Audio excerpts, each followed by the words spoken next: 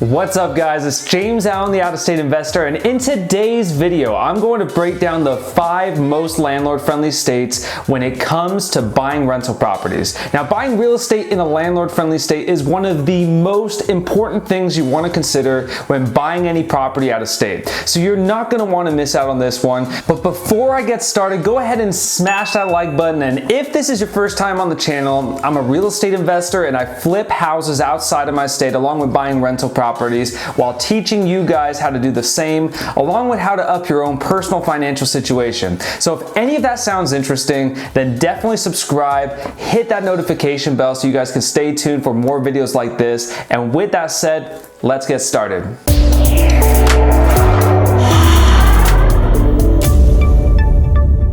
Alright, so before we start breaking down this top 5 list, what exactly is a landlord-friendly state?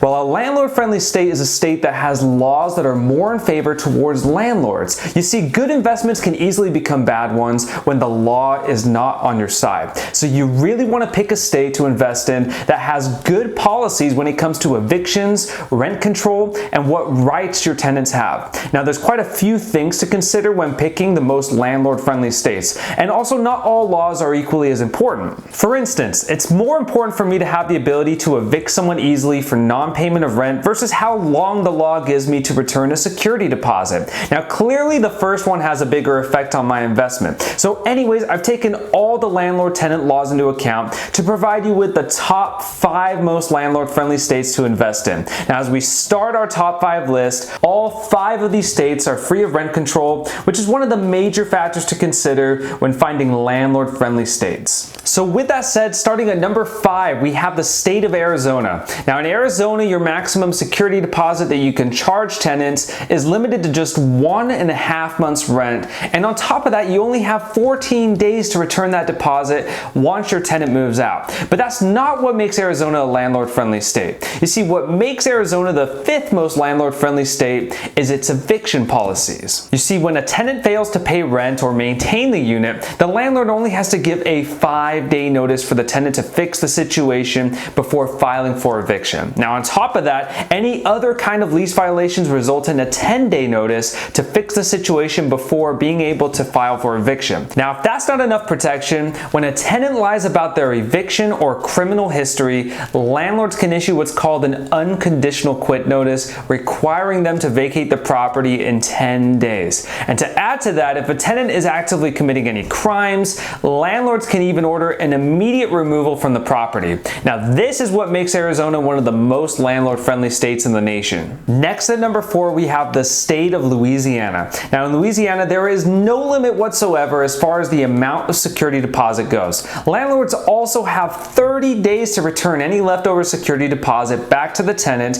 after they leave the property. But what makes Louisiana one of the most landlord-friendly states is that landlords only need to give 5 days notice for any kind of breach to the lease. Now this could be for non-payment of rent or any other violation on the lease whatsoever, which makes for a really smooth eviction process if it has to come down to that. Now at number 3, we have the state of Alabama. In Alabama, landlords are capped at a limit of 1 month's rent when it comes to security deposits. However, once the tenant moves out of the property, the landlord has up to 60 days to return the security deposit back to the tenant. In Alabama, there's also no state laws as far as late fees, so the landlords can dictate any amount they want in the lease. Now, one of the most landlord-friendly laws in Alabama is that tenants can't withhold rent even if the landlord isn't handling important repairs. I really hope landlords aren't taking advantage of that one. In addition to that, there's no restrictions on how much notice you need to give the tenant about increasing rent. So landlords could literally put it in the lease that they only need to provide a 1-day notice if they wanted to do that. Now, as far as evictions go,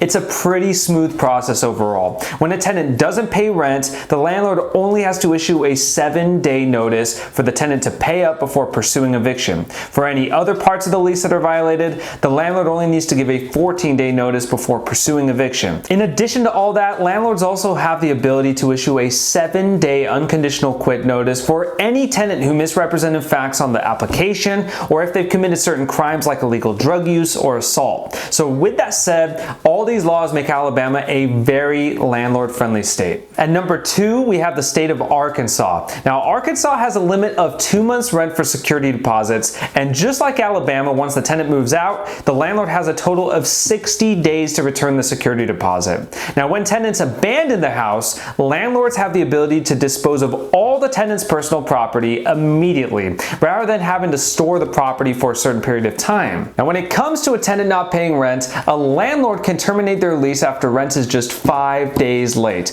And for any other lease violations, the landlord only has to give a 14-day notice before filing for eviction. Now, in addition to that, if tenants commit certain crimes, they can be given an unconditional quit notice requiring them to vacate the property in just 3 days. Now, also an interesting fact, Arkansas is the only state where tenants will face criminal charges for failing to vacate the property. So all of these are reasons why Arkansas makes the top 5 list of most landlord-friendly states. Finally, at number 1, we have the state of Texas. Now, what makes Texas the most landlord-friendly state in all of America? Let's start with the fact that there's no limit as far as security deposit and what you can charge your tenant. When the tenant moves out, you can hold on to the security deposit for 30 days. But when it comes to compliance, if the tenant breaks the lease, whether it's for non-payment or any other violation, the landlord only has to give a 3-day notice to vacate the property before being able to file for eviction. Not only that, but the landlord actually has the right to change the amount of notice needed to as short of a time as they want, as long as it's written in the lease. This means that hypothetically a landlord could give as little as 1 day notice to vacate the property if it's in the lease agreement, and that is for any kind of violation.